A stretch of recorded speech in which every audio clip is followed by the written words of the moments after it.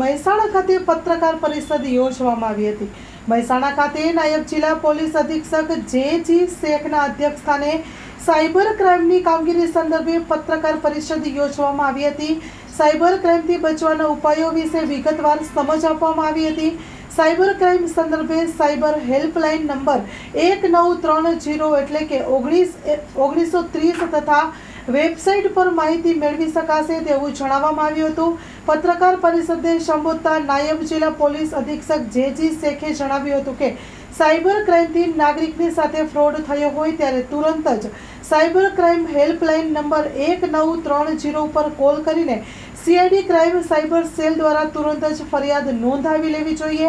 આ સાથે આપણે લિંક ચેક કરતા પહેલા ખરાઈ કરી લેવી જોઈએ। નાણાં ફ્રીઝ ફોલ્ટ કરાવી નાણાં પરત આપવાની કાર્યવાહી શરૂ કરવી જોઈએ।